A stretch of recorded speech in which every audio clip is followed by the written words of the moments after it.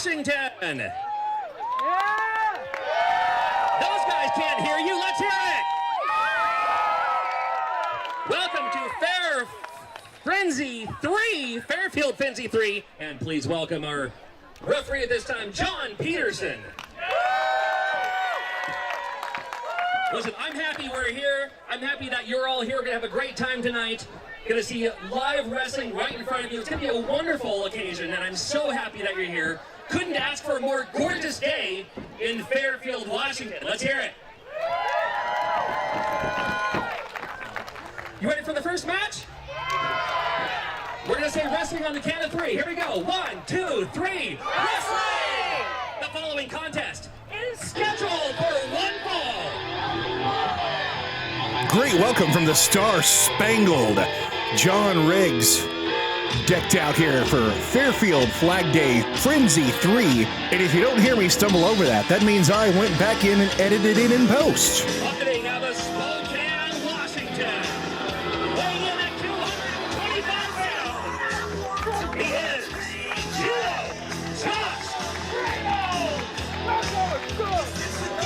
Disciplined in the art of judo and also in the attitude of winning. You can see he's dressed for the occasion. Saying he's the best judo man. He's the best one I know. And he's got quite the challenge here in the middle of Thiel Skate Park in Fairfield, Washington. I hope I'm pronouncing the Thiel part right. I forgot to ask somebody while I was here. What an atmosphere for some matches and some action. Big John making sure that Judo Josh isn't trying to sneak anything out with him.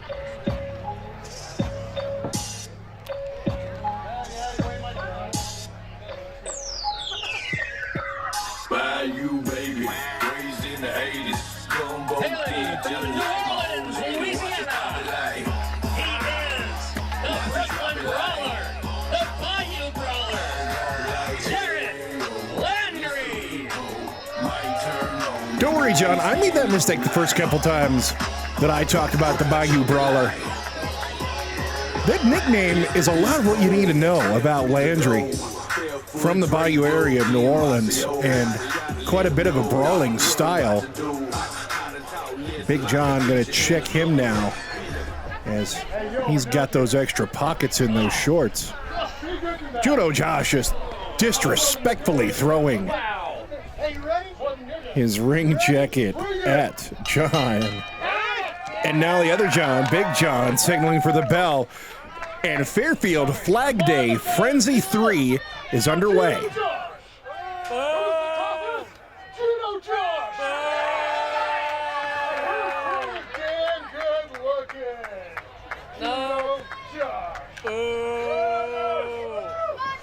I don't know if he's the toughest, but I can objectively say that Judo Josh is a pretty handsome man.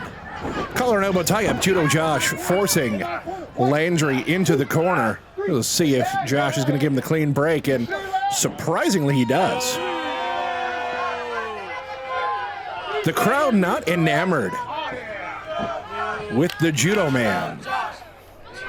And just as I say that, they start to chant for him. Commentator's curse coming in early here in Fairfield.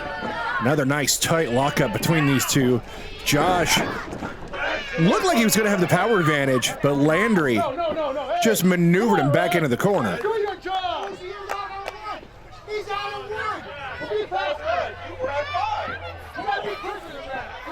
Josh arguing with the referee.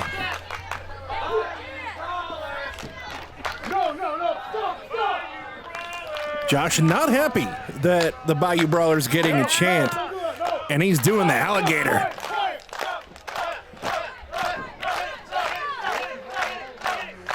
Judo Josh getting angry. Another lockup right in the center of the ring between these two. Josh now getting control of that arm. A good change of strategy for him. Going to the corner was not working out for him. Nice forward roll by the Bayou Brawler, and he gets Judo Josh's left arm. Now he's going to go to work. Josh seeming to be threatening some sort of strike. A nice maneuver around, trying to change. It just got the referee just out of place enough that he could do that well-educated judo move of going to the eyes to get the advantage in the side headlock. What's that noise gonna do for you, huh? Landry getting the hands separated, fighting his way out of that side headlock. Gets Josh moved around and a side headlock of his own. Most of Landry's offense so far seems to be mirroring that of Judo Josh. I don't know how well that's going to work out for the Bayou Brawler as we get further and further into the match. Referee checking to see if Judo Josh gives up, and Josh, at least at this point, is not willing to capitulate the contest. Josh grabs the ear, maneuvers his leg to break down Landry, and now a big elbow to the elbow, sending that joint going the wrong way, and also laying a hurting on the triceps. Crowd chanting, I don't know if it's Cheater Man or Cheeto Man. I do have headphones on, so it's kind of hard to tell. Landry, though, able to reverse, trying to break down Josh's arm across his shoulder. Let's go. Josh not letting him get that space. A nice kick right into the breadbasket and goes back into the side headlock. Brawler gonna send him off, comes off the ropes. Big shoulder block from Judo Josh.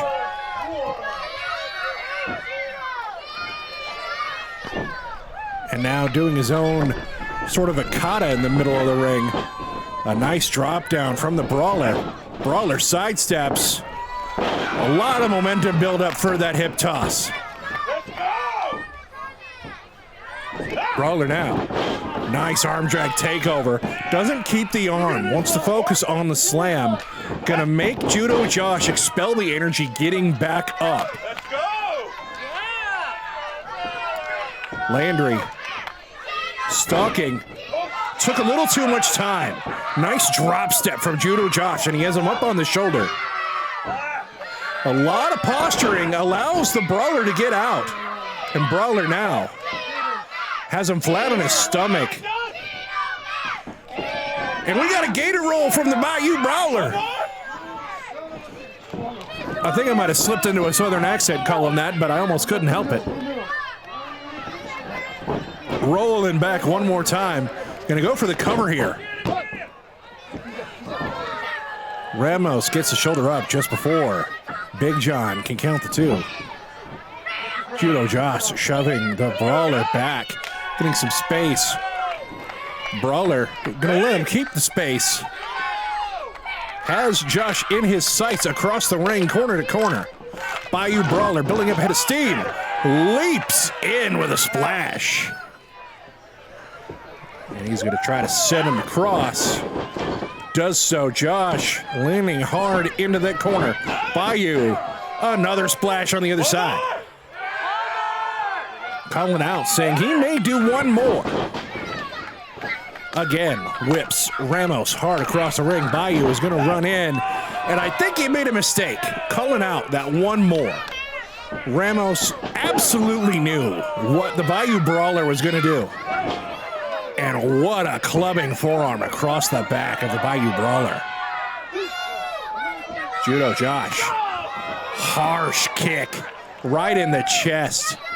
That's going to start to affect those pectoral muscles. And when you get kicked hard in the chest like that, that just drives that air out of your lungs.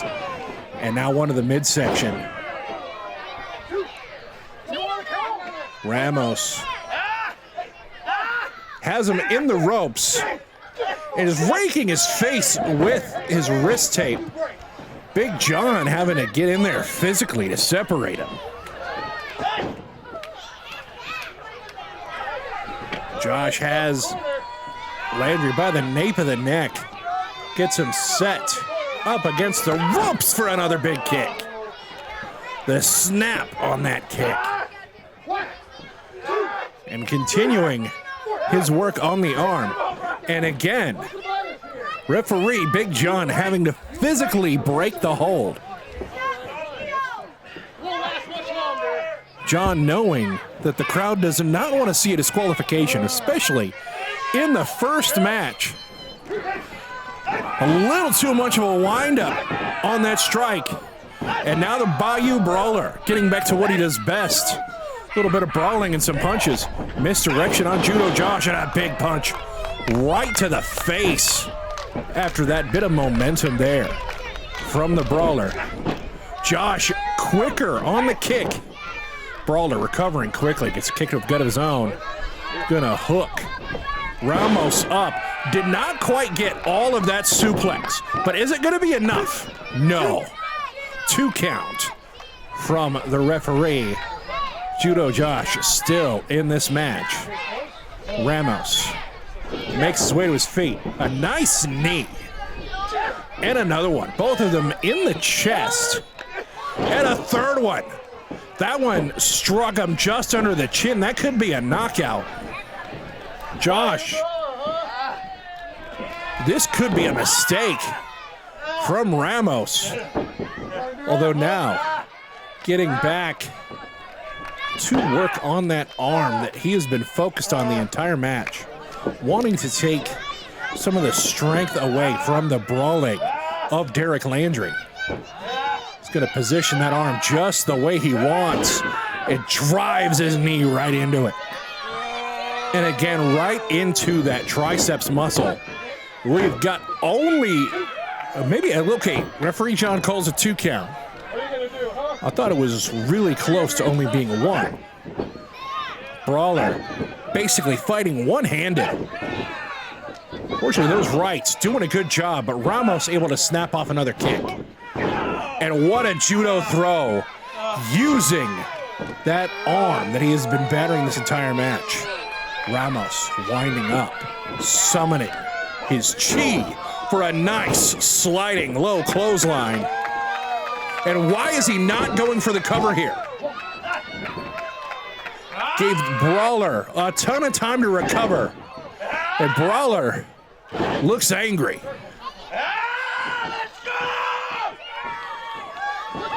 Ramos and his posturing and his trash talk may have just summoned the ire and the anger of the Bayou Brawler, Derek Landry. Landry blocks that punch, hits one of his own. Another big right hand. One more, sending Ramos flat to the mat. Judo Josh on one knee, back up to his feet. Landry now has control of the head. And this could be a body slam here. Plants him right in the center of the ring, planted him so hard. Ramos bounced. And now, the Bayou Brawler on Brett's rope. Leaps for that elbow. Took too much time. Judo Josh completely out of the way. And Brawler went down to the mat. Now, back control. The legs are sunk in. And that's a Jujikatami cross arm breaker. He's got that sunk right in. He is gonna try to hyperextend that elbow. Brawler trying to fight his way out of it. Almost got the position. Ramos changing it up into a disarmer. And the Brawler has no choice but to tap out. Judo Josh is victorious here in Fairfield. He had a focus. There were 3 big things that Ramos focused on in that match. The quick kicks to get the advantage when he needed it. Working over that arm. And of course, talking to the crowd. That focus on the arm definitely came in handy for Judo Josh.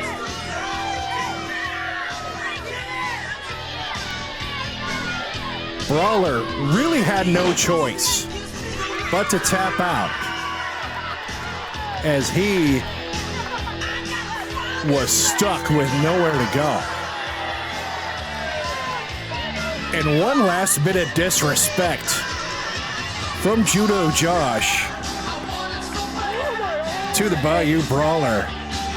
But Ramos is going to walk away with the winner's share of the purse tonight.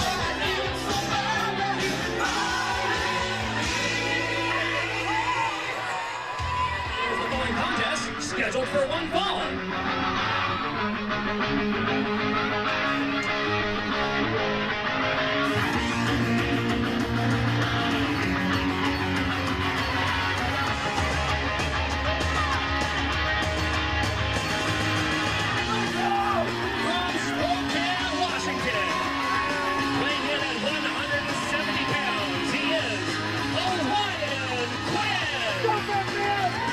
Orion Quinn, fairly new to the scene wrestling here in the Pacific Northwest, but no absence of confidence. And how can you not feel confident with this music playing? And he has something to say. Let's cut the music. How's everyone doing? I don't think I heard you enough. How you doing? See, I've been trying to think of what I want to say, but I think it just boils down to one question and you guys have the answer. Do you want to see a fight? Yeah! I don't think you do. Do you want to see a fight? Yeah! Then by all means, Archer Blackwell, you what I need. Orion Quinn wanted to know if they wanted to see a fight. He didn't believe him. He rises from Lazarus Pit. Archer Blackwell. Archer Blackwell, a member of the Ascendancy. Seen him all over the Pacific Northwest, both in singles and tag team action. Never quite know where the Lazarus Pit Dweller is going to hit you from.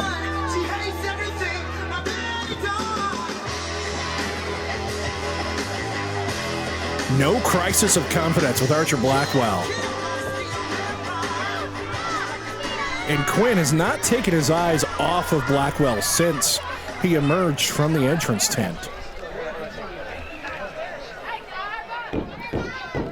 I don't know how much wrestling this match is going to be. I think it behooves Archer to try to keep it a wrestling match. The bell is rung. Here we go. Archer Blackwell in the black tights with the white trim, no shirt. Orion, blue tights with the shirt. Archer showing his experience advantage, and he's so confident that he's not going to get hit, that he's still wearing his sunglasses.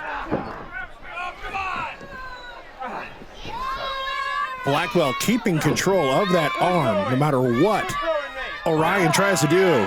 And just as I say that, Orion breaks the hold. Gets a hammerlock now of his own, cycles that into the headlock. And now, Orion maybe blinding Archer. Archer's been out here in the sun with those shades on. Gets him off. Archer uses the hair to get the side headlock back for himself. And one thing you see Archer doing is he keeps turning away from the referee. Archer is absolutely not above dirty tricks, as we've already seen, and wants to keep that positioning. Just slaps a man in the face, kicks the hold off, and a big chop to Orion Quinn. Quinn answers back with a chop of his own. Archer brushing it off. And just a discus chop spinning around. Build up that momentum. Quinn comes back with one of his own. Quinn definitely looks worse for wear right now. Ducks that spinning chop. He saw it coming in. Nice waist lock from Orion. And a ripcord chop. And Archer's going to go out to the grass and think about this for a minute.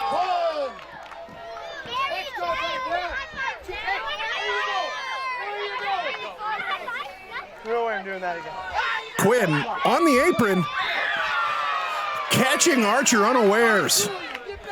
Nice double axe to the top of the head, sending Archer flat on his back on the grass. And now asking if any of the kids in the crowd want to crack at Archer Blackwell.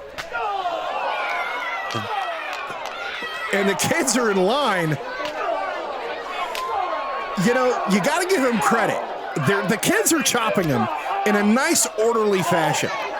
They're not crowding around. And that was less of a chop and more of a pig belly. That kid warmed up. Quinn. Telling all the kids they did a great job. And you know what? They did. Every one of them got a lick in. Archer complaining now about outside interference, and he kind of has a case. And Quinn caught coming in. Archer kicking that middle rope right into the ding-ding. Now Archer is going to take Quinn out onto the grass. To see if any of the kids want to chop him. Just kidding. Big forearm smash sending Quinn down to the grass here in the skate park.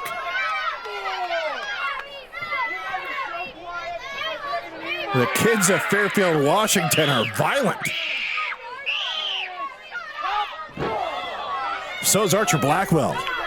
Bouncing Orion's head off of the ring frame. Quinn blocks him. Hits him in that already softened up belly and bounces Archer off. Archer precariously positioned up against the post, but both men look like they're going to roll into the ring. Just kidding.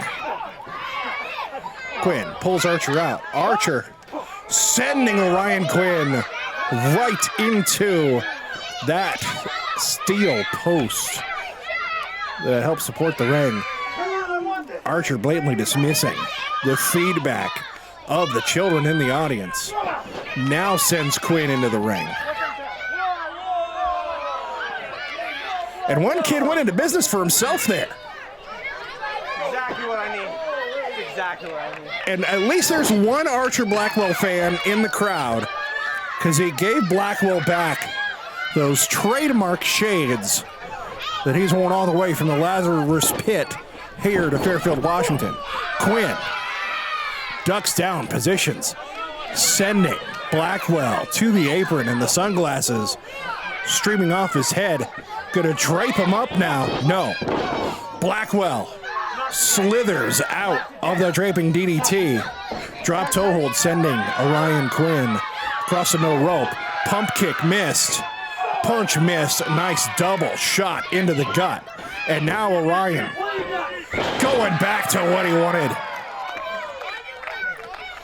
That venomous draping DDT hooks the leg for the cover. We've got two. And Archer Blackwell says, no, I'm not done yet.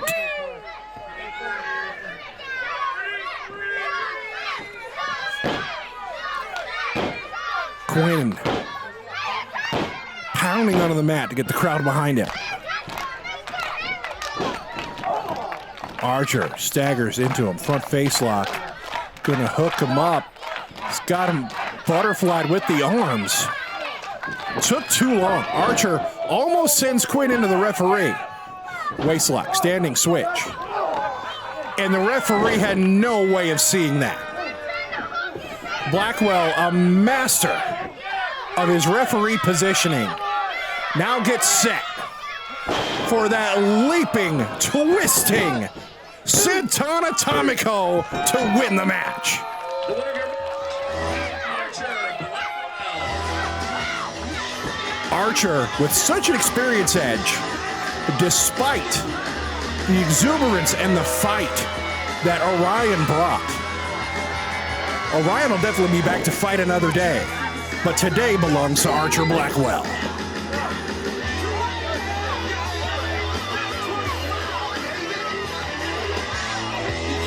The following contest scheduled for one fall. Yo, Rich, you know, so we ain't really never had no old money. Continuing on, happy Flag Day, everybody. Unless you're not watching this on Flag Day, then happy whatever day it is. Seattle, Washington.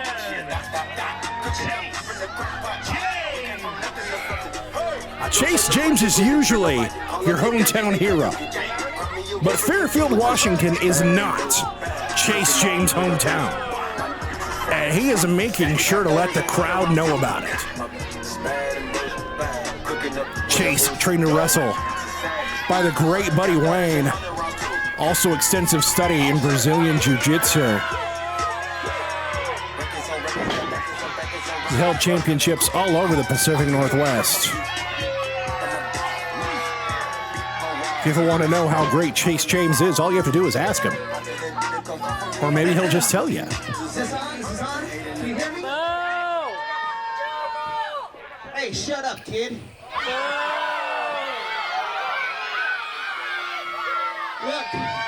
Look, you can boo as loud as you want, but I got the microphone, so that means I'm in control. He's not wrong. You see, I'm Spokane's most dedicated, most professional, most good-looking. You can go on and on. What I'm getting at is that, like, I'm really good at what I do. And today, I've been insulted. You know why I've been insulted? They want me to wrestle a girl. What? So I'm sorry you all came out to watch a wrestling match, because I'm going to do quick work with this Ashley character who's supposed to come out.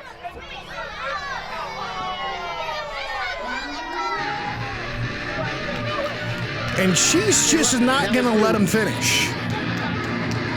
And I'm okay with that.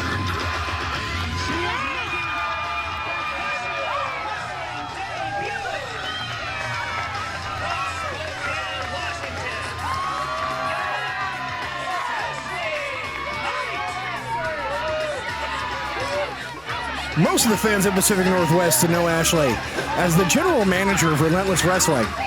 And I don't know if you could hear John saying it over the music and the cheers from the crowd, but this is Ashley's very first match. What a test of the developing skills of Ashley as she is stepping in there with Chase James.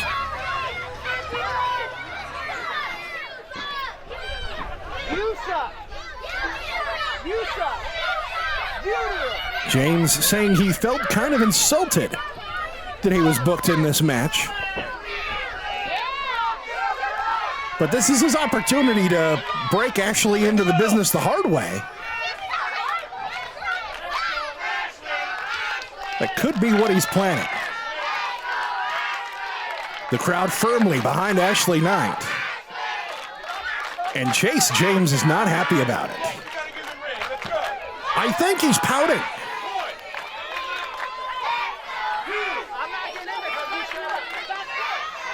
Just telling the crowd, I'm not getting in there until you shut up. And the children are swarming him. Please don't let Chase James hit a kid. He'll do it. I've never seen him do it, but having talked to him, he'll do it. Collared elbow tie up center of the ring. Chase right away. Could have tried to wrestle or grapple, but instead just shoves her away and poses.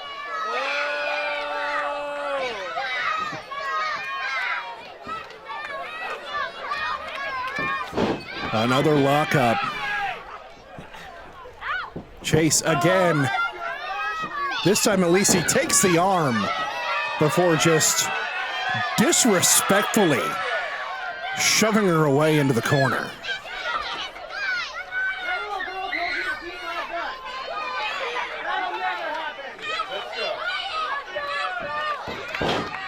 One more time with the lockup. This time now, side headlock from Chase.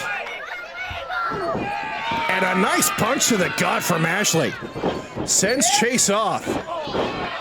But Chase does have quite a bit of size on Ashley Knight and easily shoulder tackled her to the mat. Chase off the ropes. Ashley with the drop down. Springs up. Pass by. Hip toss from Ashley Knight.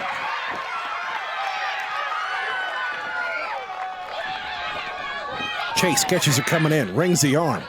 Captures it. But he captured it too tight as Ashley set him over with the arm drag. And again. Despite that experience and size that Chase has on her, Knight holding her own. Takes the arm, breaks it down. Now has it wrapped around. She has Chase in a very compromised position.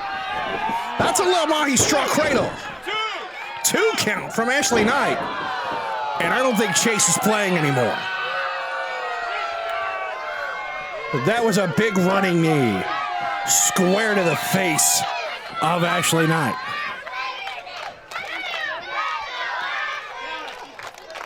Disrespectful. 1-footed cover. Referee signals it was a 2 count.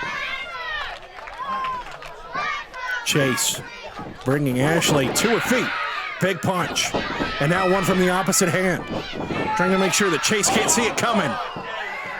Huge clubbing. Forearm right across the back of Knight.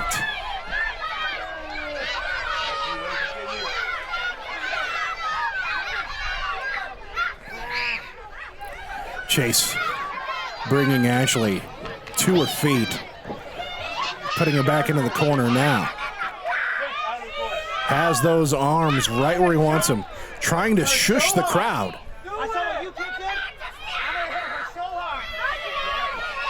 Says he's going to hit her. Ashley's out of the way. Big chop from Ashley to Chase. And another one. Just clubbing him with the forearm and the hand. One more. Driving the wind from the lungs of Chase James. James set in the corner. Ashley, that inexperience showing there, unsure of what to do. Hard snapmare. And usually he'll do a drop kick after that cartwheel. But this time, just a thumb straight into the eye. Despite the fight that Ashley is bringing Chase, he's just refusing to show any respect to her during this contest.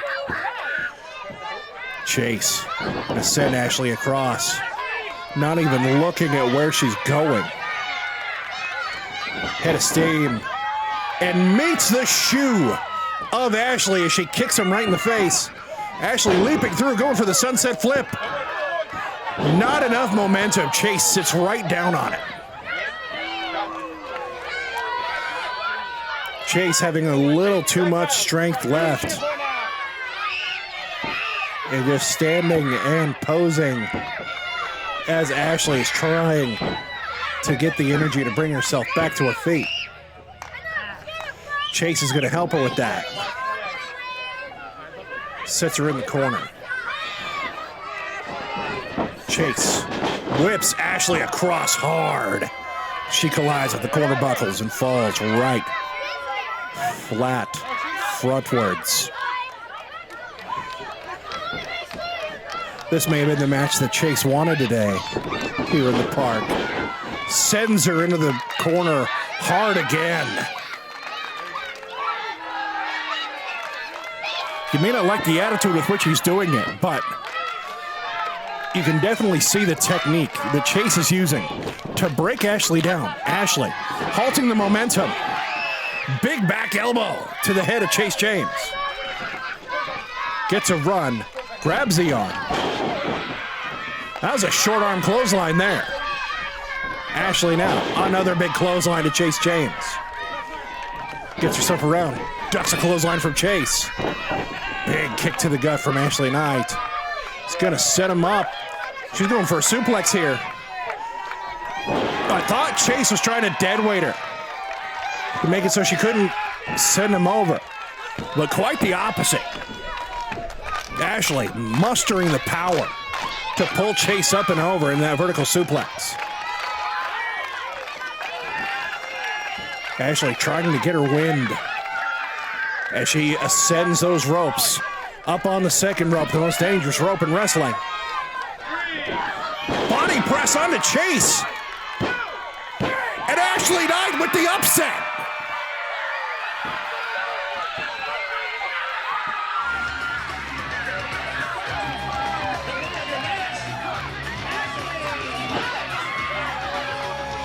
Her very first professional wrestling match.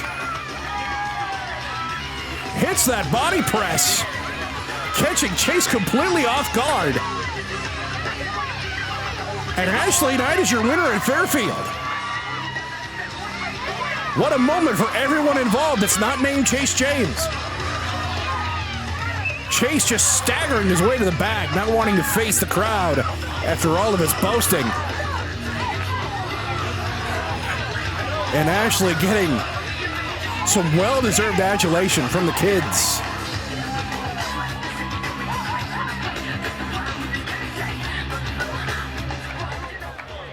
I am stalling, you're right. Because I have some notes about this next match. It's going to be insane. It's going to be chaos. What? Are you ready for insanity? Are you ready for chaos? Yeah! The following contest is a table match. Oh! Hardcore rules. And it is for the inaugural Pacific Northwest Underground Championship. Woo! Scheduled for one fall.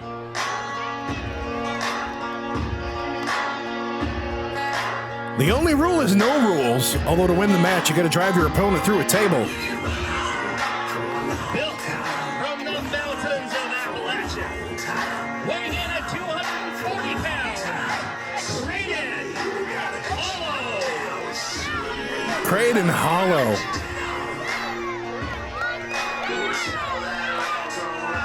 Just thick and stout and full of nothing but bad attitude and power.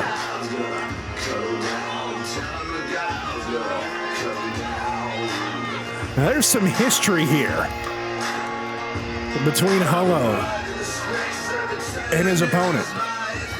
Well, this match is, yes, to crown that inaugural Pacific Northwest Underground champion. And his opponent. It's a bit more personal.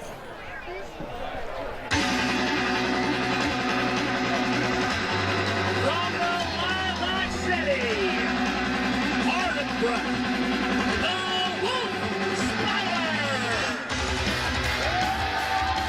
Representing the cult of fallacy. Last time these two faced off, Kreiden came out on the winning end of that match. Hardendbrook's brother, Michael Antonucci, avenged the loss for him in a match in Ocean Shores, Washington. But now it's time for Hardendbrook, the Wolf Spider, to fight his own battle and slay his own demons.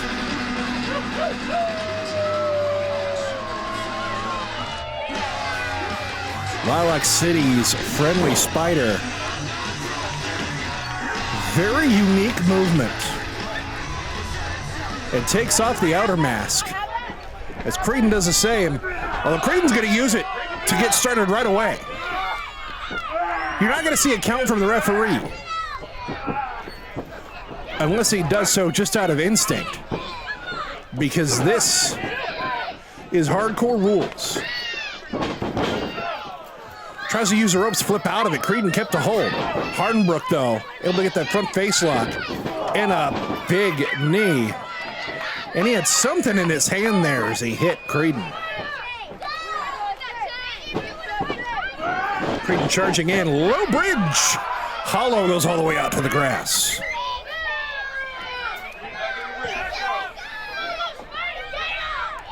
Hardendbrook on the apron of the ring. Nice PK to the chest to Hallow. Now Hardendbrook leaping senton. It looked for a moment like Hallow was going to catch him. But that momentum took him down. And now we got a Singapore cane. Oh, you can hear the bamboo bouncing off of the back and broad shoulders of Kreiden Hallow. And now a steel chair comes out from under the ring. And another one. Well, why not make it several? Hallow has made his way to his feet as Hardendbrook just throws a chair at his face.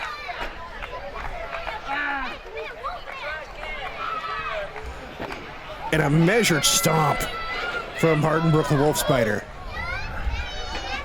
Even the trash can there is decked out for Flag Day. And that was a trash can lid to the head of Kreiden Hallow. Hardendbrook wanting to get the exact right position that he wants. Hit him from the exact angle he wants, although he missed. And what a clubbing clothesline to the back of the head of Hardendbrook the Wolf Spider.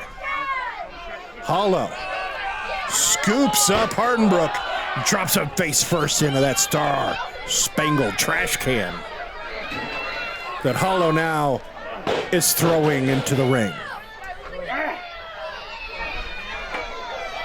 Still smarting over that shot to the dome.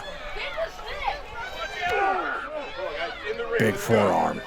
Referee trying to urge him into the ring. Really no authority to do so. And a nice reversal from Hardendbrook, sending Kreiden into the post. Rolling in the grass for some rolling thunder from Hardendbrook.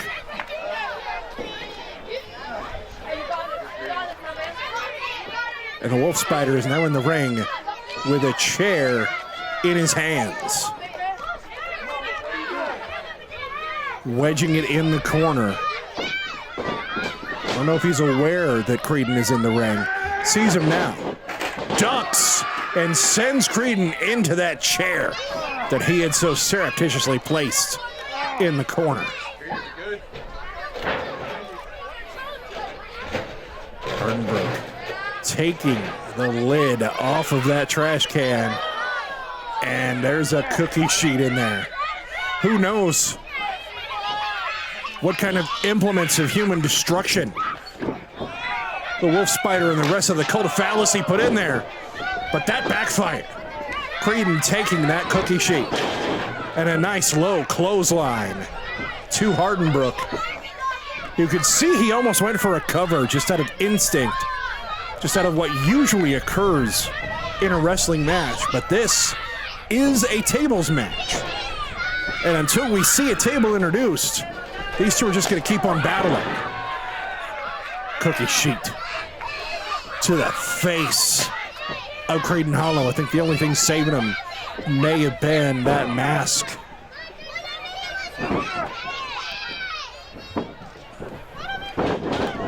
And a knee drop. Hardendbrook. An innovative way to go for a splash. Too bad Kreiden Hallow was completely out of the way.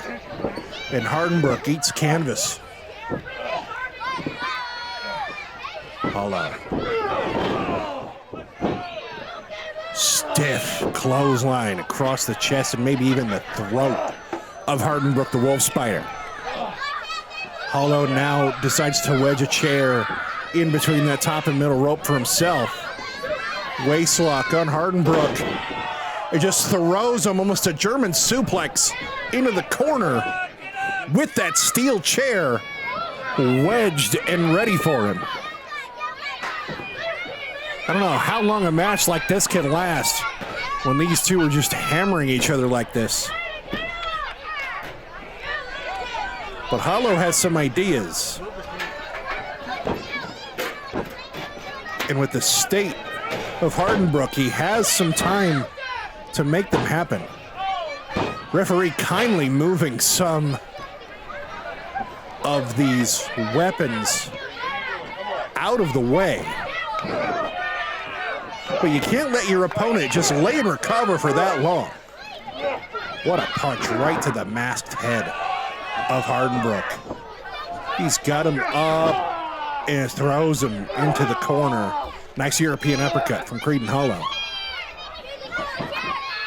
Hallow now has Wolf Spider laying across the chairs that he has set up.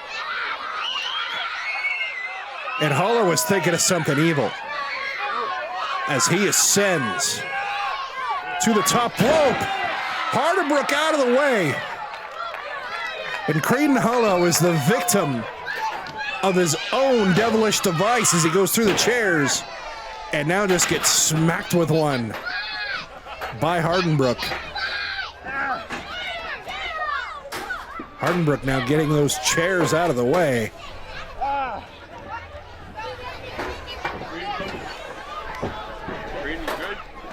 Referee checking to make sure that Kreiden can continue. Another chair wedged in the corner. And going for more from the trash can. He was going to hit him with that red trash can lid. Hallow tried to stop him. But Wolf Spider got him anyway. And now Hardendbrook positioning that trash can just the way he wants it. Asks the crowd if he should go up.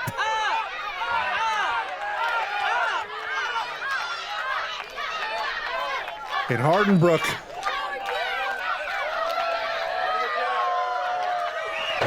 a Van Spidernator. I don't know if that's what he calls it, but whatever I call a Hardendbrook the Wolf Spider match, I like to make up move names for him. Some call it a Van Terminator, some call it Coast to Coast. Whatever you call it, it is painful. I would say almost as much for Hardendbrook the Wolf Spider as for Kreiden Hallow. Because Hardendbrook landed hard near the edge of the ring. Hallow is pulling a table out from under the ring. And finally, a table is introduced into this tables match. Meanwhile, other side of our area here, Hardendbrook is grabbing a table of his own. Hardendbrook's is decorated for the event. Hallow's is kind of dilapidated. Feels very much in character for both of them. And both getting the tables into the ring.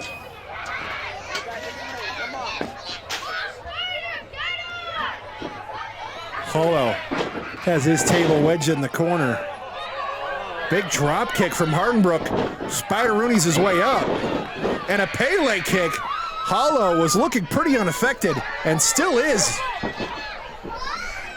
Just snatches Hallow off of the second rope. And he's going to try to throw him through the table. He wants that championship. And now reversal again. Hardendbrook, big DDT.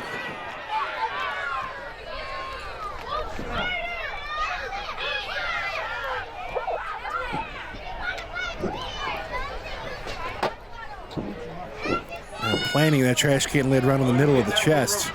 As Hardendbrook the Wolf Spider moonsault from the second rope onto that trash can lid onto Kreiden Hallow. Hardendbrook's going to try to whip him into it. Hallow reverses. A nice move by the Spider, leaping and basically straddling that table. Hallow pushing Hardendbrook into the table. Bounces him off that quarter buckle. And a destroyer from Hardendbrook. Just what it looked like Hallow was going to have him right where he wanted him. Wolf Spider able to just pull that destroyer out of seemingly nowhere. And now the Flag Day table is set. And Hardendbrook is placing it exactly where he wants it to be for the most destruction. But he left a chair within arm's reach of Kreiden Hallow. And now Hollow's positioning the table exactly where he wants it to be for the most destruction. Hallow pulling that chair out. Hollow's going all the way to the top rope, but he did not weaken Hardendbrook enough. Hardendbrook is up. Hardendbrook is climbing now next to Kreiden Hallow, softening him up with some punches. And what in the world is he planning here? Hardendbrook! Poison Rodder through the table. Googly moogly. And that has got to be it.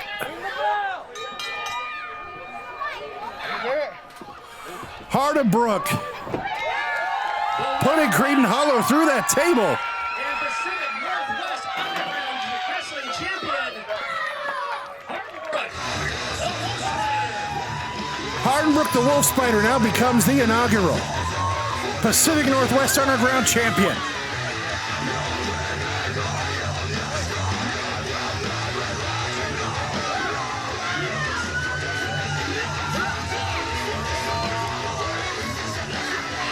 Referee making it official, handing him that championship and raising his hands to the sky.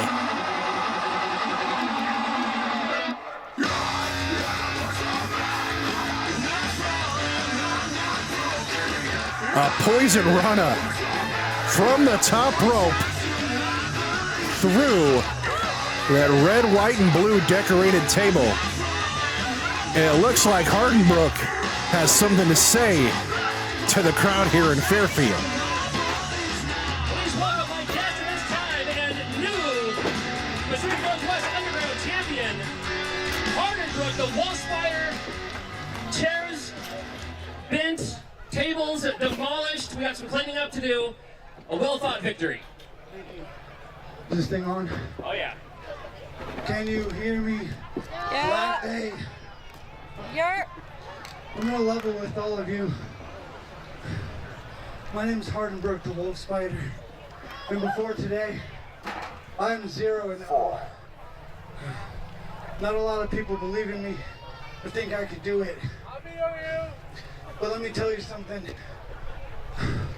I represent everyone who's been told you're not good enough, anyone who's been made fun of, or you're not gonna make it. This represents all of you. And if you need someone real to believe in, that can be me, because I assure you, I believe in each and every one of you. Yeah.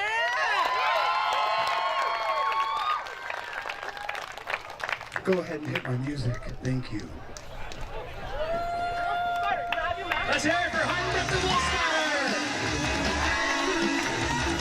Heartfelt words from Hardendbrook the Wolf Spider as he celebrates becoming the inaugural Pacific Northwest Underground Champion.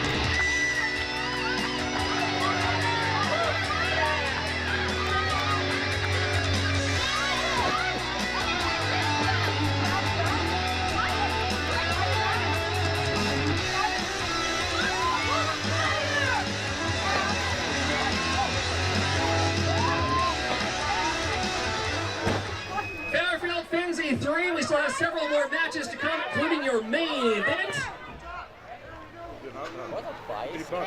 Check it out! Never.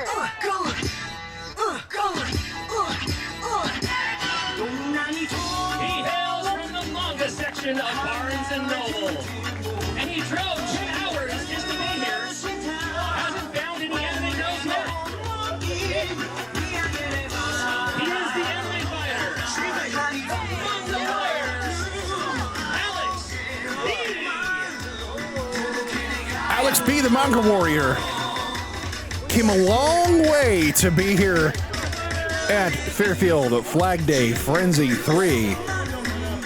So far, I haven't stumbled over the name that much. Manga in his hand, wanting to make sure that he is properly psyched up all the way to the ring.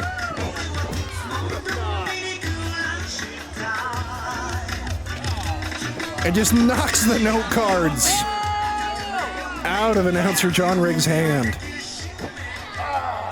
It's just kind of mean. Some loser. Speaking of someone who came a long way to be here.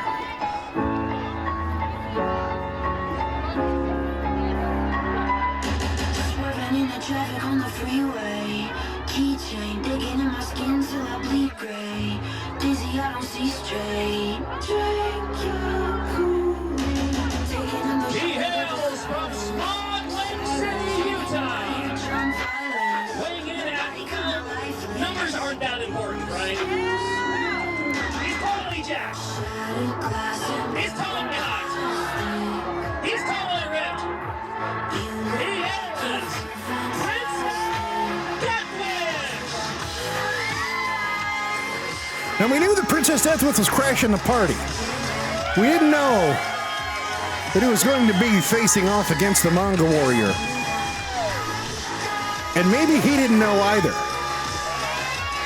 But the lack of awareness about the opponent is not determining his entrance or his confidence as he's making his way out here. I'm just crossing.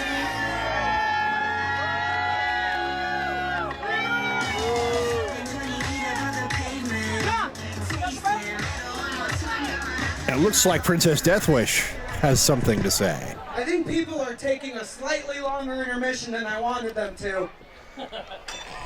So as excited as I am to be back in this area, Yeah. if you don't come to us, I'ma go to you. Yeah. Oh boy. I don't like that you guys are all the way the freak out there. That sounds I don't like not everyone right. out there. So, are we here to have fun? Yeah. Are we here to party? Yeah. So how about we prove it? Let's have people come right here and bang on this canvas. All right. Right here. Come here, people. Fighting everybody up to the ring. This is how we're gonna have fun today.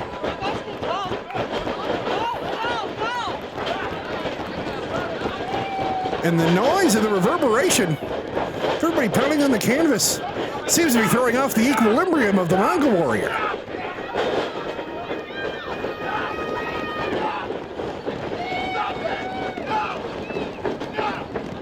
Or maybe he just doesn't like it when people have fun.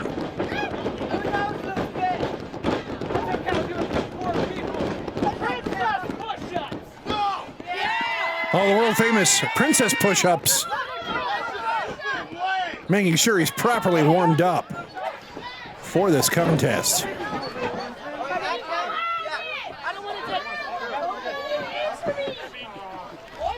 I got them all ready. I know, I'm sorry. It's like if we were up on the roller coaster about to go down. I'm ready. Bring the ball! Bell is wrong. Princess Deathwish and the Manga Warrior. Did you wash your hands? Yes, I have. Uh-oh. Manga Warrior seems to be asking for a test of strength, but just as Deathwish goes to link the hands. And now a dance Come on and wrestle, Dwayne. from Alex B. Dance moves, baby. Oh, you hicks don't know anything. Huh? I'm not sure if he forced Deathwish into the back of that corner in intimidation or humiliation. A couple of nice arm wrenches from Princess Deathwish.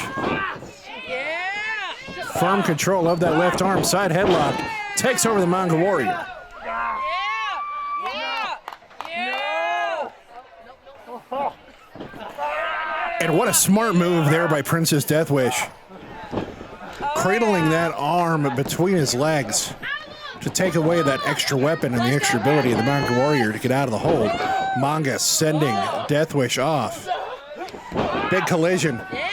Steps right on his foot. And that time, Princess Deathwish shoulder blocks him to the mat. Drop down from Alex B. Deathwish off the ropes and another shoulder block. Sending B to the mat. B drops down. Up and over goes Deathwish. And one more time.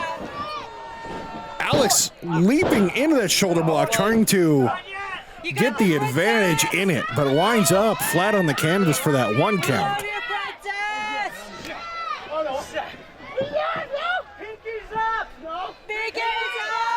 Telling everybody, pinky's up. And pinky's down.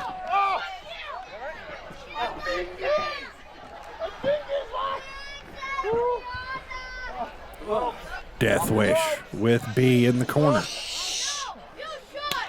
Hushing the crowd before that chop across the chest of the Manga Warrior.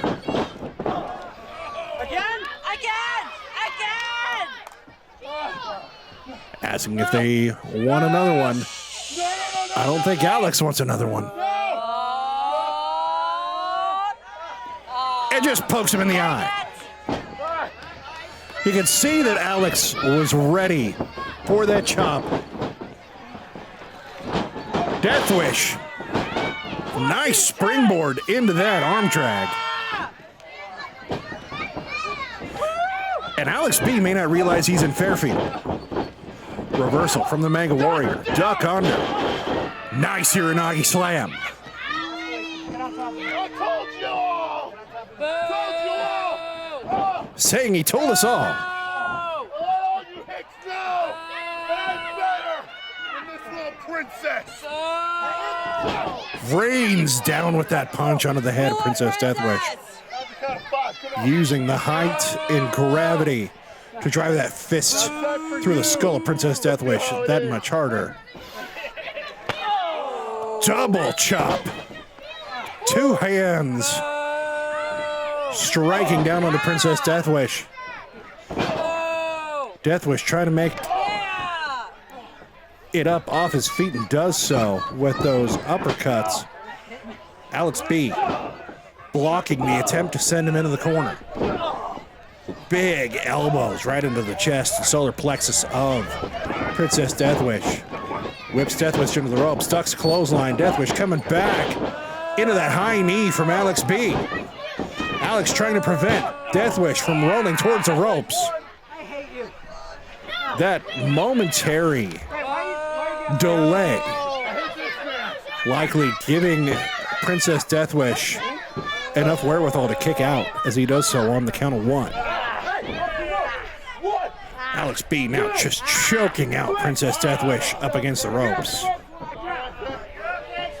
Referee warning the Manga Warrior.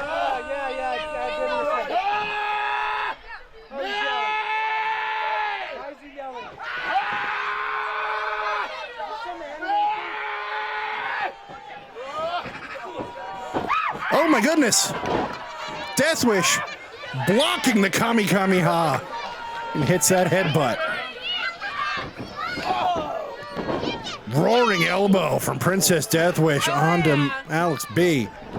Alex now draped on the ropes.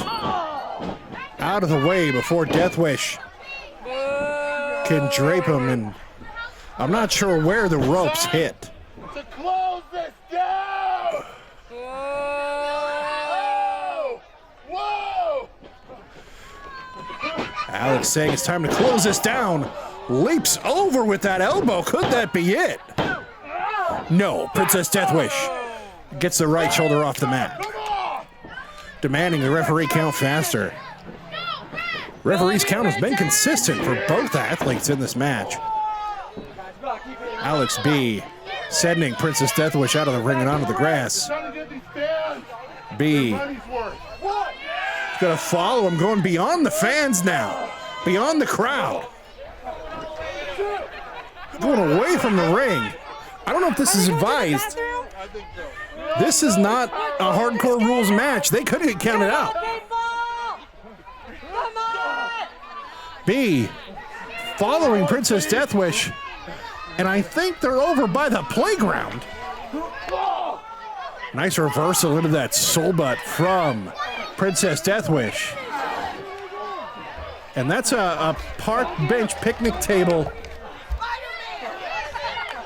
Princess Deathwish is climbing on top and just stage dives down onto Alex B. The referee using his discretion to go out and get them, to let them know where the count is. Deathwish taking Alex B now back towards the ring area. And he's going to take him the hard way over the bleachers. Referee being very liberal with his count. This is a celebration. Deathwish in and out of the ring, breaking up the referee's count.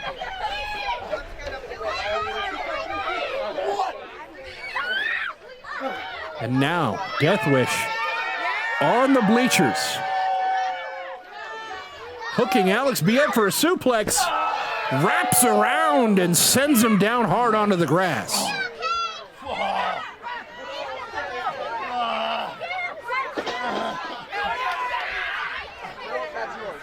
Both athletes in pain.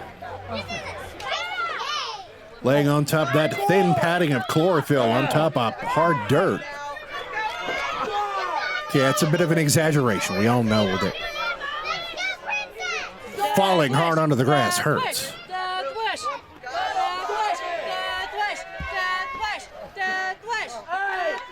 Count of 8. Alex B in the ring. Deathwish following close behind.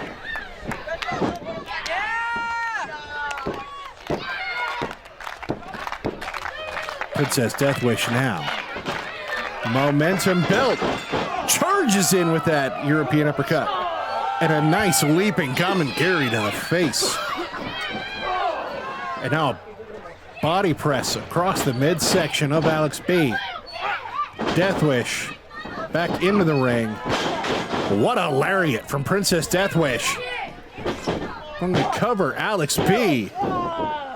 And not much on that cover.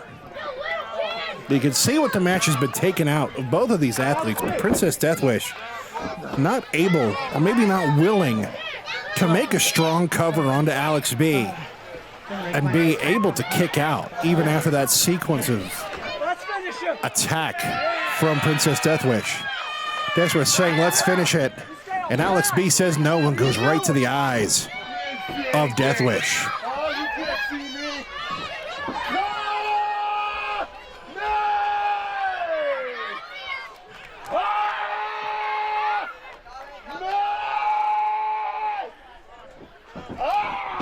And he hits the Kamehameha. This could be it. Leg hooked, deep cover. Princess Deathwish just able to get that shoulder up.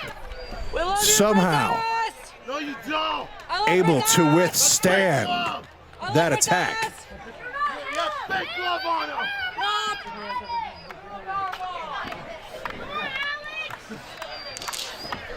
Alex B signaling that this could be the end. Princess Deathwish has other ideas. Kicks out the knee and then throws a knee of his own right under the jaw of Alex B. Builds some space and a big super kick onto Alex B. Pulling Alex away from the ropes. Deathwish with the cover. And that is it. The winner of your match, Princess Deathwish. From the ring to the playground and back. Princess Deathwish pulled out all the stops and was able to get the win over the Manga warrior Alex B.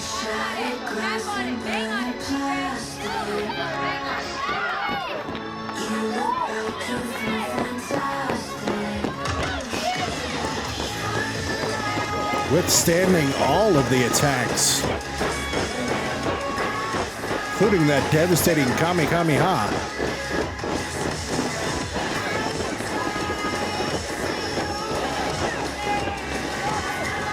And Deathwish in the center of the ring to a chorus of percussion from the children here at Fairfield Flag Day Frenzy 3.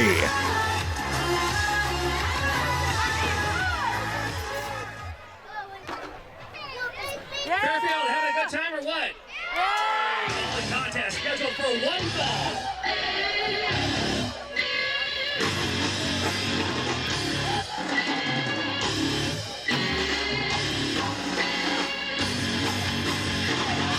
Being led to the ring by Mantis from Hamlin Park, Chase Deco. TKs-Mantis presenting Chase Deco to the crowd here in Fairfield. Crowd not really sure what to think yet of Deco. And Mantis, very familiar to holding a microphone in the center of the ring. Chase Deckham is about to show you why his name is Deckham. He's the best wrestler you've seen since Brock Lesnar, and he's gonna prove it tonight.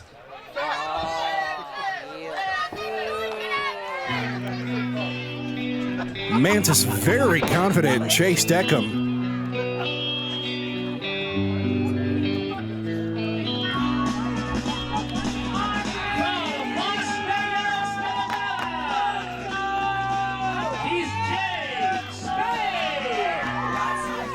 Jay Spade has been away from the wrestling scene here in the Pacific Northwest for a bit of time.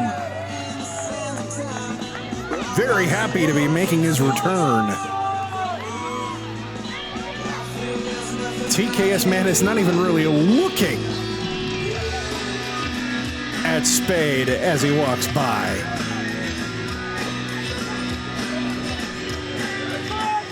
We knew Jay Spade was going to be in action. We didn't know he was going to have an opponent like Chase Deckham.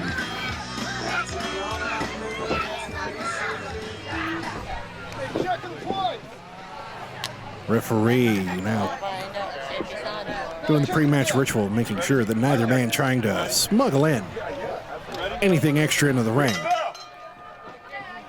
And here we go. Chase Deckham, Jay Spade one-on-one here in Fairfield. Jay Spade hopefully has Spade on his tights so that you could tell them apart. Deckham, big knee and a big close fist to the head of Chase Spade. Jay Spade now, big forearm.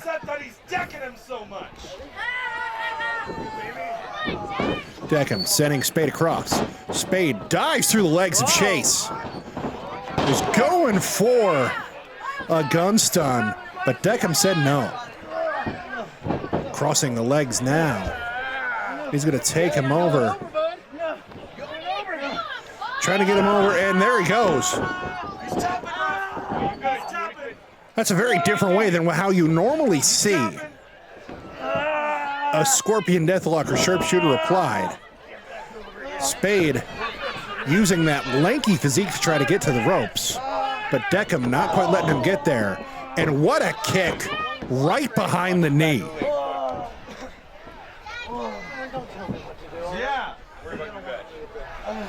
Deckham took a little too much time jawing with the referee, and Spade able to send Chase into that corner. Spade had a stutter step, but able to leap from that bottom rope into that drop kick.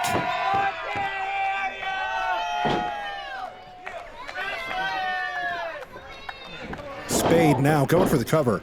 It's been quite a bit of time. Mantis not happy with how that count was going and how the referee was in or out of position. Or was he just a distraction? As Chase decks him. Oh man, I just used Mantis's pun. But Chase gets him right in the ding-ding and now sends him through the top and middle rope into that steel post.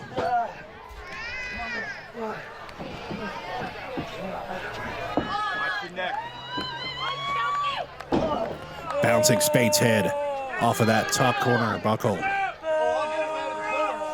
What does Deckham have planned here? Climbing now while Spade in pain below him. Down. 2. You need to get off the tape. 3. Bouncing his head off of that corner buckle again. But Spade shot to the midsection. Deckham now shot to the midsection of his own. They're going back and forth here. Well, Spade looks like he's getting the advantage. Chase was taking quite a bit of time. Spade shakes the ropes, getting Deckham off of there. And a nice leg drop from Jay Spade. Spade climbing the ropes on the other side. 2. 3. Getting his balance just right and a leaping senton. Landing, crashing, and rolling over the body of Chase Deckham. Going for the cover. And that is it. Jay Spade victorious at his return.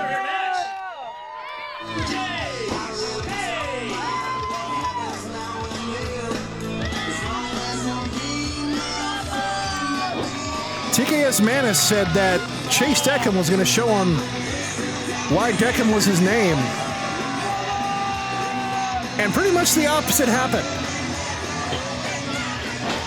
Deckham brought a fight, but Jay Spade brought just that much more.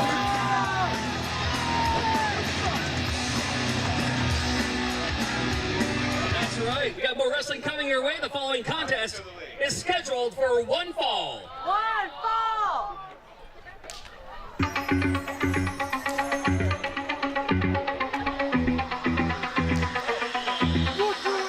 In town to film his next blockbuster hit. Escape to Fairfield by way of face kicking.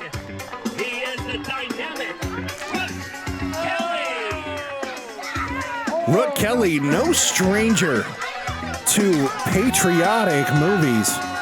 You may have seen his straight-to-DVD feature, Ponytail Treasure, where he and a team of archaeologists seek out to find the wig of George Washington and its mystical powers to save America.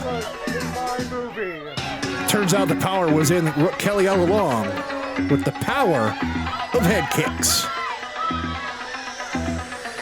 Rook, a well-seasoned, well-traveled veteran all across the Pacific Northwest and beyond. Trained at the WWA 4 Academy with none other than the Big Cat Curtis Hughes. Signaling cut the music. And his opponent doesn't want to hear it.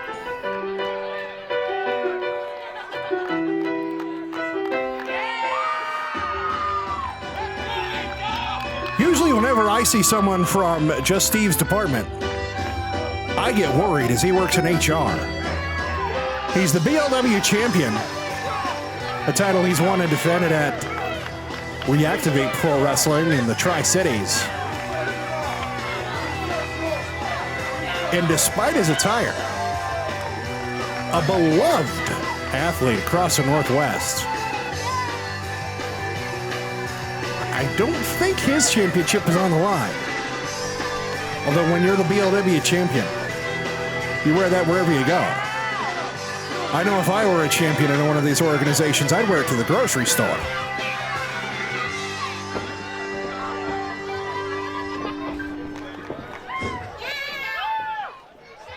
You gotta be kidding me. I come all the way over here to the Evergreen State. It is inhabited by the worst redneck version of Townsville I have ever seen.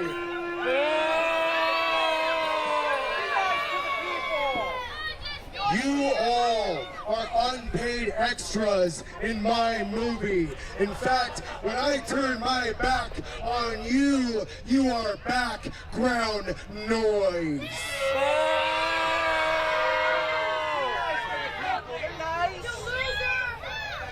If you all think that a guy whose name is Just Steve is cooler than me, then you are all idiots. Yeah, Just Steve. There's an HR violation for you. You shut your dirty mouth. Oh, what was that?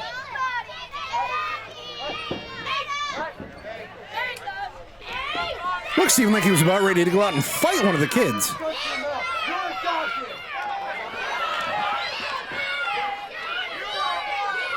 Referee now checking Rook.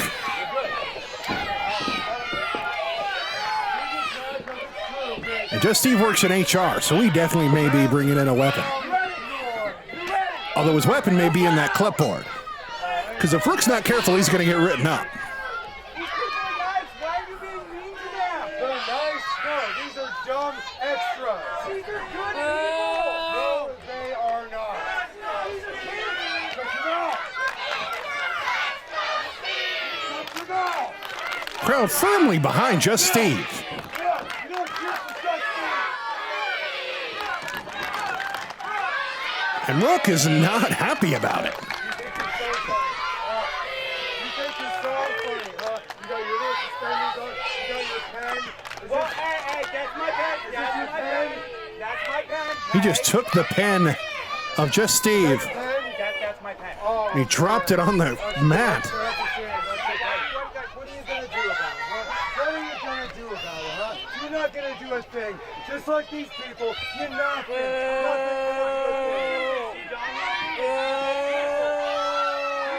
People. Just trying to agitate Steve. Yeah. Steve's not going to stand there and just take it. Was he grabbing the pen or was he tripping Rook Kelly? You got your pen back. Yay! And the pen is safely back in the shirt pocket.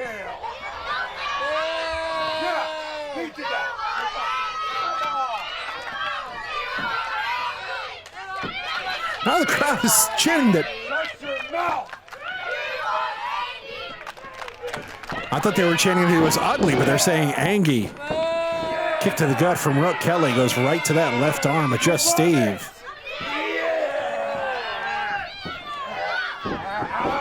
Steve reversing now, wrenching onto the arm of the dynamic one.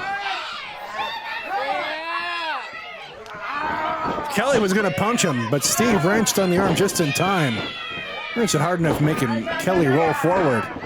Kelly carrying that momentum into a hammerlock. Steve reversing now into a hammerlock of his own. Takes him around into a side headlock.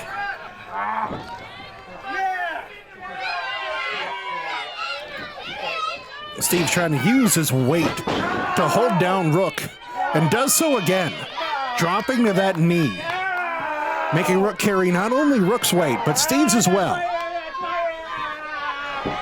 And Rook just pulls at the ear, as if Steve was misbehaving and Rook was his grandmother. Steve dragging Rook around the ring, and Steve drops down, sending Rook out to the grass.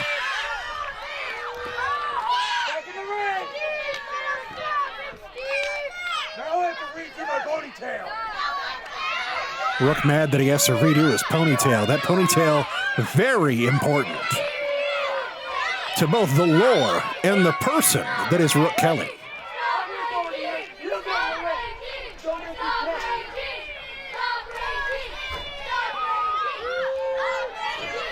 Kelly now back into the ring. Okay, that was kind of cool. That was a little clever. Good job. And a punch to the gut. We thought we might see some sportsmanship out of the dynamic Rook Kelly, but we really all should have known better. Has him by the ear. And now just stomps Steve's pen.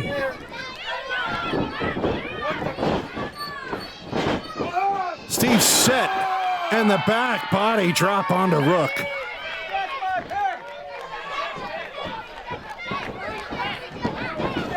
Sets and gets a drop kick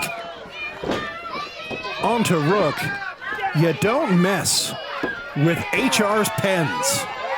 And that clothesline sends Rook all the way out to the grass.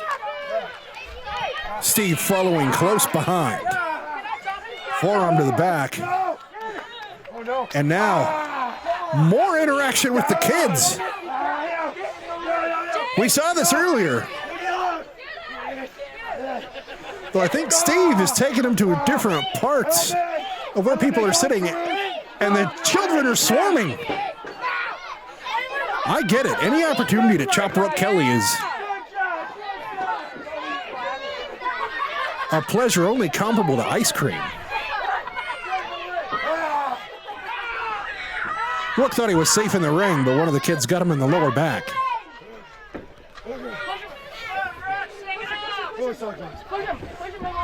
Rook trying to call a timeout. The kid's still getting it. Steve thanking him for the help, sending him back. Reversal by Rook Kelly. And buries that knee. I don't know for sure if that was a knee or if that was a kick. Or maybe a combination of both, knowing the prowess of Rook Kelly. Either way, sent Steve down to the mat. And that stomp right in between the shoulder blades of just Steve.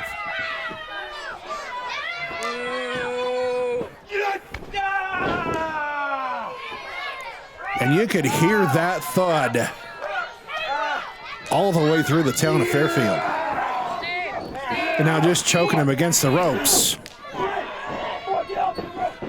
Rook breaking before that count of 5. If referee got him to that 5, that would have been the end of the match.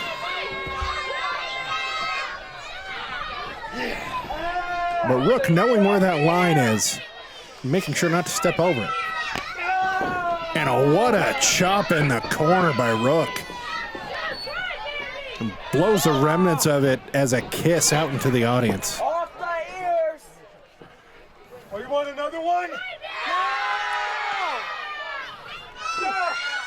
Steve catches the chop coming in, sending Rook into the corner. And now Steve's gonna chop Rook. That's definitely much harder than any of those chops Rook got from the children of Fairfield. One more.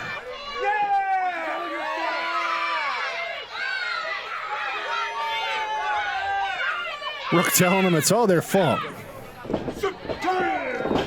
Steve taking a little too long celebrating. Gets that double chop right into the throat.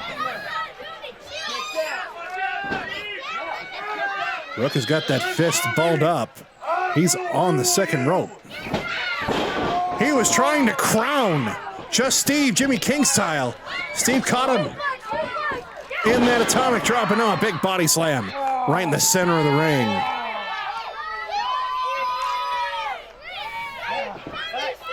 Steve now on Brett's rope.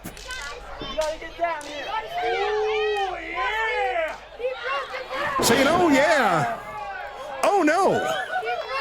Steve misses that second rope elbow drop. Rook building up ahead of steam. Leaping knee right into the belly of just Steve. Steve gets the shoulder up. The match continues.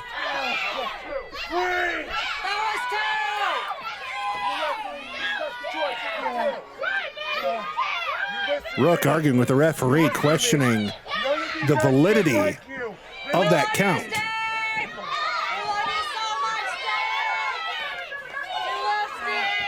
And this jawing is not going to be good for Rook. Taking too much time just pushing at the head of just Steve.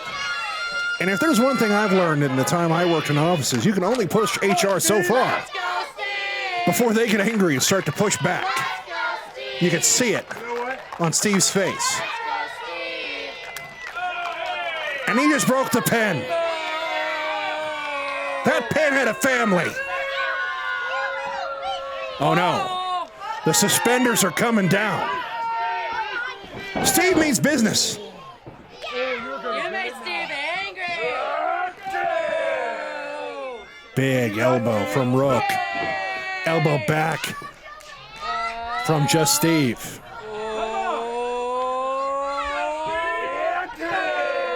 Elbow from Rook. And Steve just punches him square in the face. Rook almost went down. Steve definitely seems to be a bit more stable on his feet after getting hit that Rook was. Just back and forth. Roaring elbow. And a nice super kick from Steve. Rook caught the second one coming in. And a stunner. Steve catches him coming back with that Uranagi. And both men now down on the mat. Neither one really stirring all that much after that exchange. Referee putting the count on now. Steve's at least rolled onto his front. Now both are stirring. Getting to their feet at about the same time. Steve catches Rook coming in.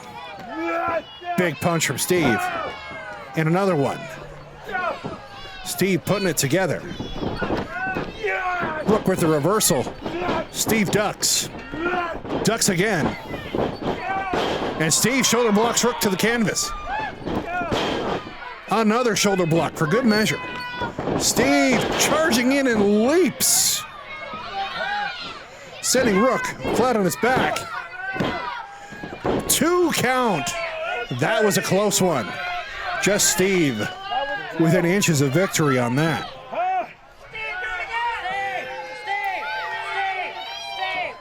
Steve signaling that this might be it. Wanting to get that energy from the people here in Fairfield, Washington. That Flag Day energy. Ripped core. Rook ducks. Steve catches a kick coming in. He doesn't catch the head kick. Rook is known for those head kicks. But Steve able to absorb it.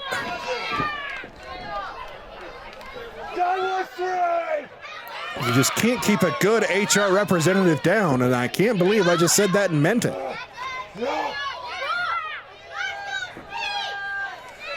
Rook cannot let the frustration get to his head. And the ponytail is out. Scoop Steve up for that body slam. Planting him hard. Rook leaps. He went for that second rope moonsault, but Steve out of the way. Steve has him rip cord, and that could be it. And just Steve wins.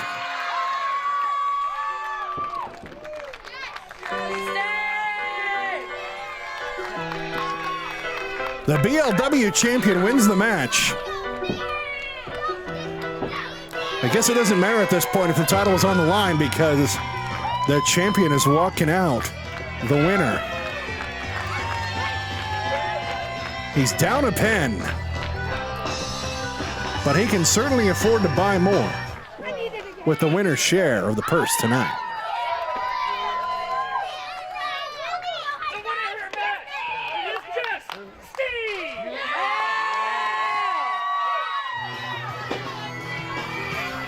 The following is a 6-man tag. It is your main event and is scheduled for 1 fall.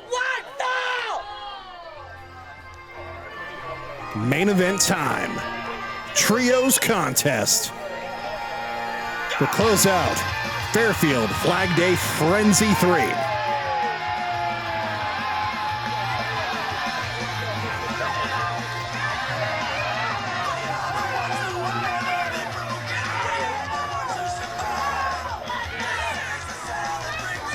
The brothers Sullivan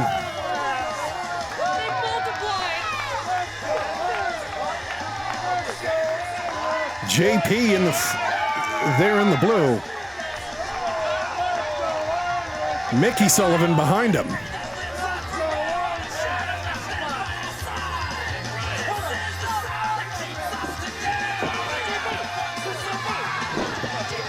Flashy green Nikes on Sullivan.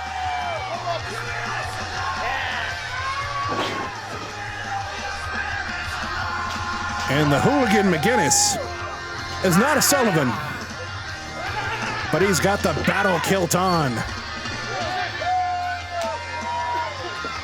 And ready for this trios match.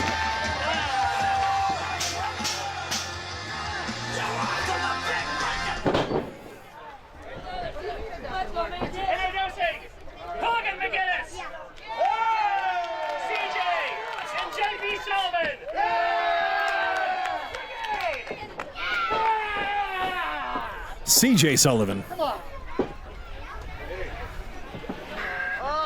Mickey Sullivan there on the floor. Who's this guy? What's Mantis doing out here? Gee, Mantis! Use your voice. All right, What? we're coming here with the best tag team in the world. What? Who are you talking to? The people are that The way. people are over here. I'm talking to them. What? The best tag team in the world. We just arrived in Fairfield, and the best part about that is in 20 minutes, we're going to leave Fairfield. Yeah, well, these guys stole my YouTube channel. They won't let me sell my plants, ficus, succulents. Ba-ba-ba-da. We don't like you. Well, let me introduce the best tag team in the world. Joint World Order! The joint connection expanding with the help of TKs-Mantis into the joint world order? Ready or not, here I come. You can't hide. Gonna find you and take it slowly. Ready or not, here I come. You can't hide. Bravo Sanchez on the left. Campaign on the right.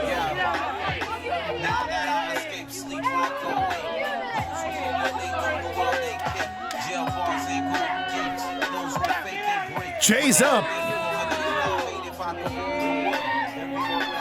And they're pointing towards the entranceway.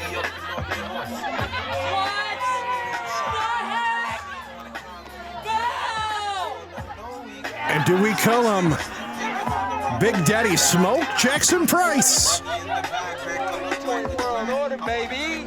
Last time I saw him, he was bald. I don't know how he grew those dreads so quickly.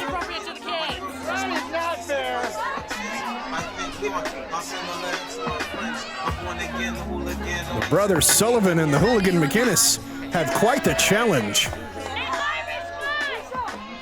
with the joint world order, the joint connection, and Big Jackson Price. Campaign showing off the guns.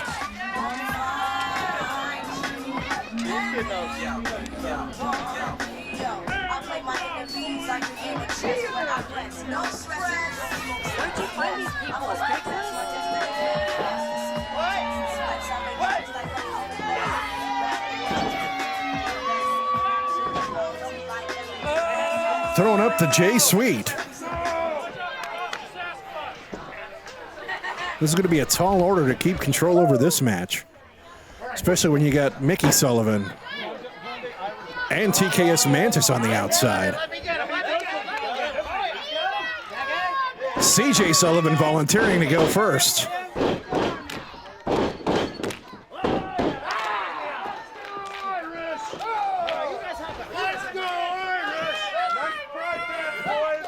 Looks like Jackson is going to kick it out for the joint world order. Just leaning against the ropes. Jackson doesn't even seem to be taking CJ Sullivan all that seriously. Let's go, Irish. And the match has begun. Let's go, CJ. Oh, CJ, the younger of the Sullivans. holy. Now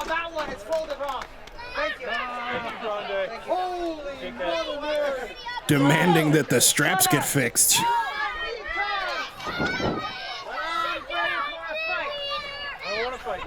CJ's voice sounds very familiar. Can't quite place it.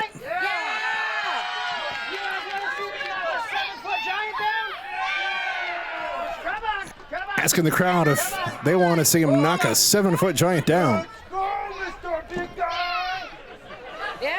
It's easier said than done with Jackson.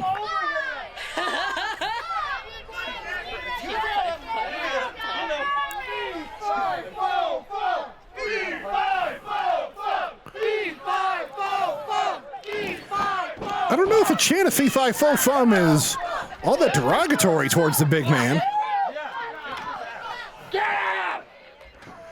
But Jackson stepping forward into the middle of the ring. CJ ducks the lockup attempt, gets a waist lock onto Jackson, and not really able to do much of anything with Price. Price checking that hypothetical watch before CJ abandons the waist lock.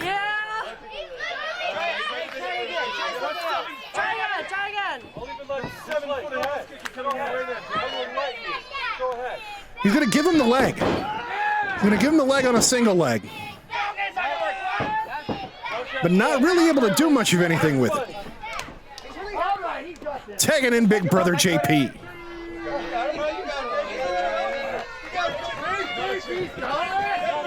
I'll give you this leg. He's going to give him the other leg. Give me the leg. All of it. That leg right there. Try it. And a nice drop step, go behind. Hooks the legs. But even Big Brother JP not able to do much with Jackson. And the remaining members of the Joint World Order just relaxing. Bravo Sanchez may just take a nap on the canvas. Just want to catch you slacking. The honorary Sullivan brother, the Hooligan McGuinness, now coming in. Hooligan peeling off the shirt, keeping that battle kilt on. I'm not wearing Nikes. All right, I'm going to get you. Take your skirt off him. Sullivan saying he's going to get him. All right. Went for that leg. Jackson not just giving that to the Hooligan. Hooligan, a member of the Ascendancy. You see him all over the Pacific Northwest. And he was going to go for a lockup, but Jackson now just holding him at arm's length, quite literally.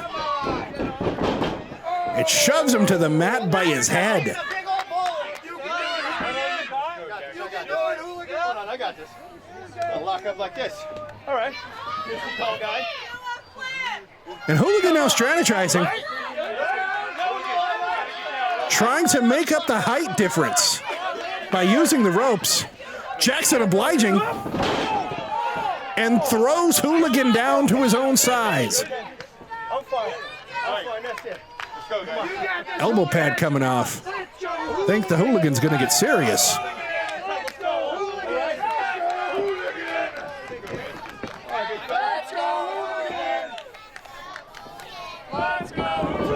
One more lockup and a headbutt. Hey, where did those dreadlocks go? CJ Sullivan coming in now.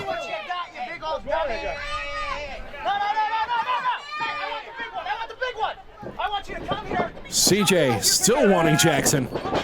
Ducks out of the way, charging in. Jackson straddling that top rope. CJ getting some cheap shots on Bravo Sanchez and Campaign. And now just lifting that top rope into the ding-ding. Calling Big Brother JP in. And now bringing in the Hooligan. And even Mickey. And now just bouncing. Jackson over and over again. I'll say Bud's first since they're the Joint World Order.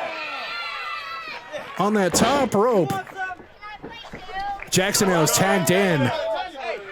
Bravo Sanchez. Collar and elbow tie between CJ and Bravo. Bravo trying to get control of that arm. CJ gets the head instead. Front face lock. He's got the arm sort of butterfly. And a sneaky chop from one side and a chop from the other. Sanchez answering back. CJ controlling the head again. Looked like he was going for a cobra twist or an abdominal stretch. Bravo able to reverse out of it from hammerlock to side headlock. CJ smartly bringing him back into the Sullivan corner and brings in the Hooligan. The Hooligan, as part of the Ascendancy, does have a great win-loss record against Bravo, Sanchez, and Campaign. That PK across the back. It's got to be sending pins and needles down the legs of Bravo. And just clobbering on him in the corner. The Hooligan can wrestle, but he loves to fight. Tag CJ back in now. Opens him up for that kick. And now JP coming in. JP, front face lock. And a nice rolling neck breaker. Gonna roll him right back. Just cranking on the head and neck during that roll. Hey, push underneath rope. Push underneath Got his rope. back. All right, let's go. He moved. Hey. They're trying to force him over into a prawn hold for the pin. Campaign not even letting it happen, not even letting him get a 1 count before coming in to intervene. JP nails Bravo across the back.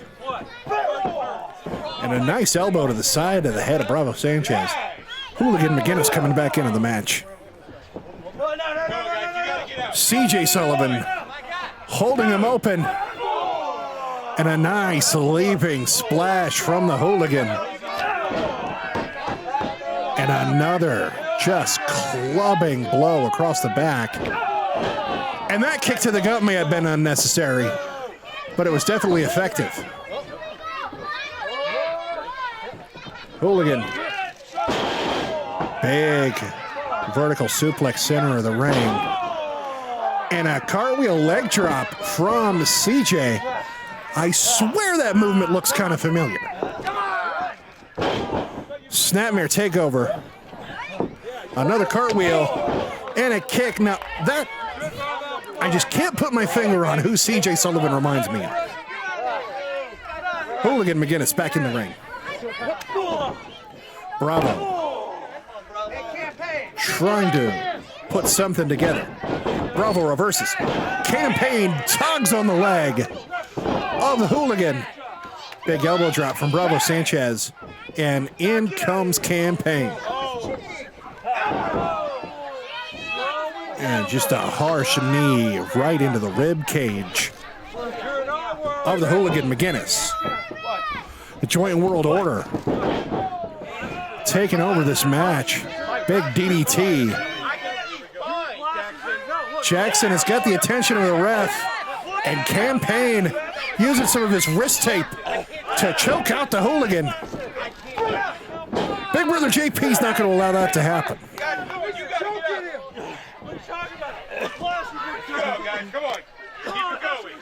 Hooligan trying to get some of that air back into his lungs. Gets just enough to sneak that elbow in. Campaign snuck one in himself, and that's number 3. Campaign sending the Hooligan off. Big clothesline in the center of the ring, and the Joint World Order is rolling now over the Hooligan. Snapmares him out.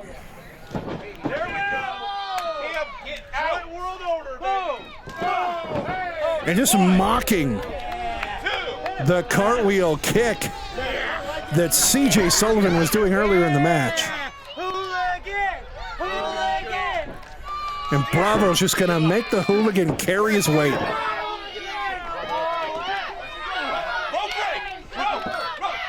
Hooligan makes the ropes. Referee saw it before Jackson could pull the rope away. They should be breaking the hold, but it looks like the referee's going to let it go. Hooligan making his way up. Buries those elbows right into the midsection of Campaign. Nice jawbreaker off the top of the head of McGuinness. McGuinness probably should have went for the tag, but went for a home run instead and just met the elbow of Bravo Sanchez. Bravo sends him across. Splash number 1. Drops down and leaps off of the back of his tag team partner. That was some smoke in the wind.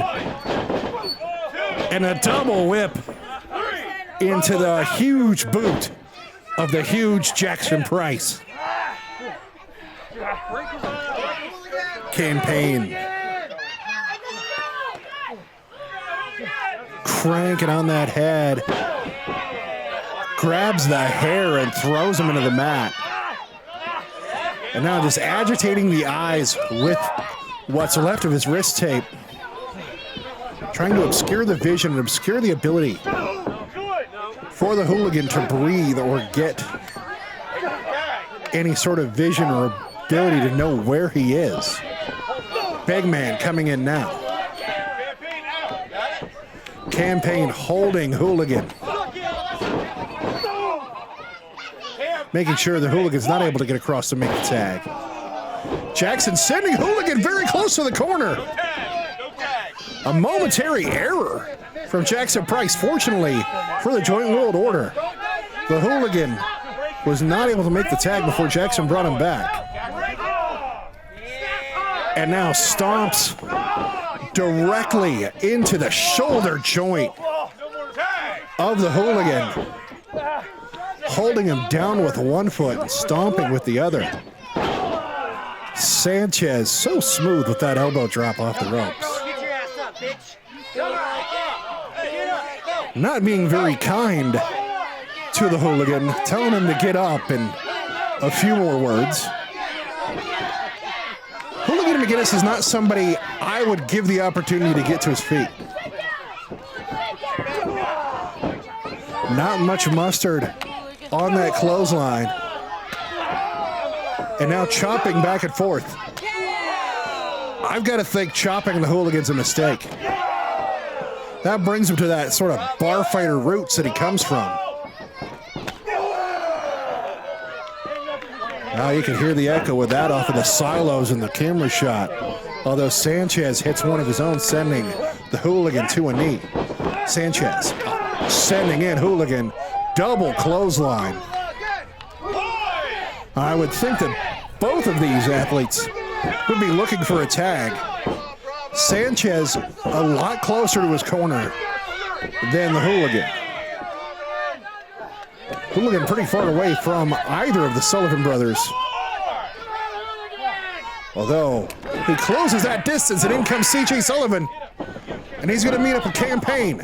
Ducks a clothesline. Hooks him up onto the shoulders in a fireman's carry. Uses Campaign's feet to try to drop kick Jackson Price off of the apron. And a nice Spicoli driver from CJ Sullivan. Ducks a clothesline of Bravo. Hooks him up. Package pile driver. And a big forearm for Jackson Price. Jackson still on that apron. Now Big JP able to send him off.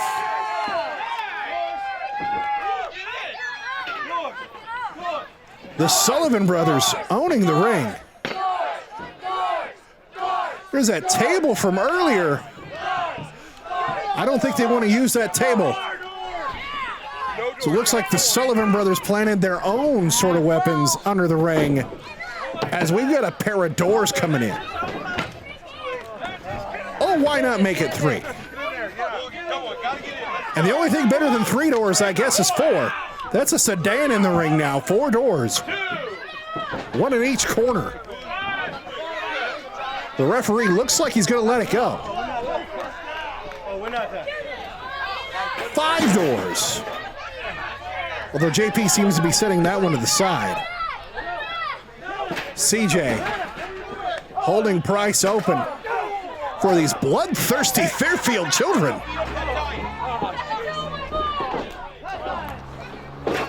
And now some chairs coming into the ring. Big forearm from JP onto Bravo. And the Hooligan is building. More blood for the bloodthirsty children of Fairfield. Now some are punching. Campaign crawling through the grass.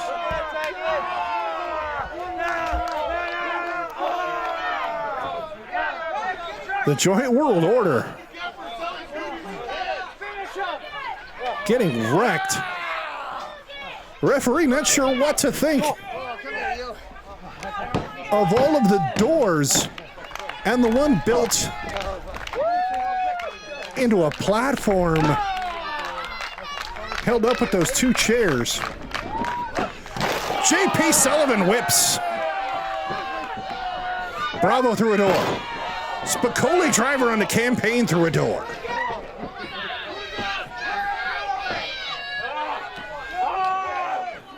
Although the Giant, Big Jackson coming in. Ready to face off. Has both JP and the Hooligan by the throat. Headbutt onto the Hooligan. Jackson.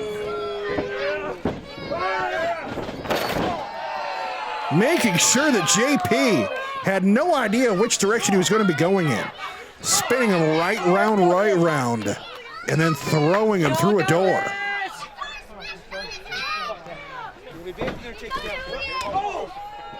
The Hooligan, not sure where he was going or what he was trying. Although, hey, yo, Jackson Price of the Joint World Order has him up. And that's a razor's edge through a door. CJ Sullivan sneaking up on Jackson. Grabs the chair. Hits him. Do it again! Again! Though I don't think that did to Jackson what CJ was hoping that would do to Jackson. CJ asking if they can talk about it. Jackson decides to tell him the story about the boot in the stomach. Scoops him up. CJ able to get him in the stomach, get out of it. Has him up on the shoulders. Spicoli driver through the door. I swear I've seen somebody in the Pacific Northwest do that. Maybe it was CJ Sullivan. All three men pile on top of Jackson Price. And the Sullivan clan win the war in Fairfield.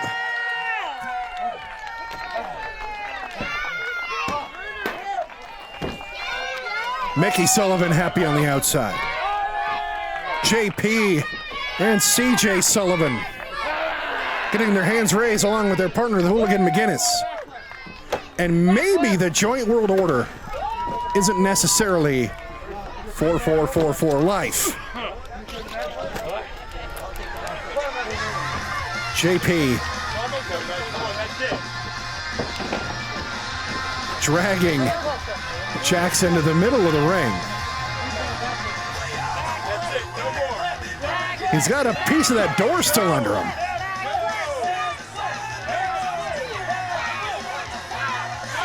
CJ now.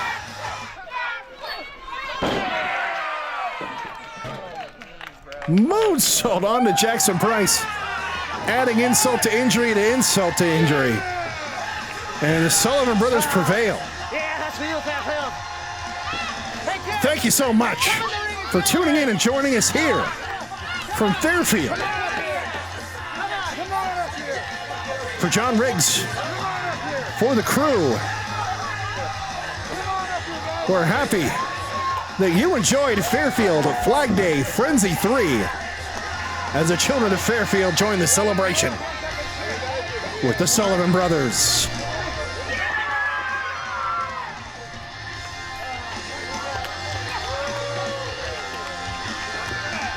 Have a good one, everybody. This is Willie Largeman You stay cool. You stay large.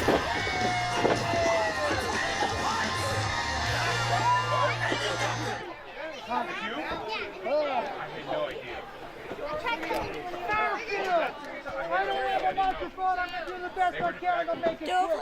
This is the third time we've been here. The shows keep getting bigger and better. Come back next year for Friday Frenzy 4.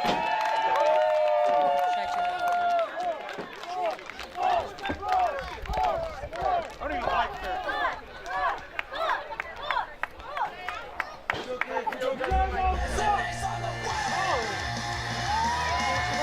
You too.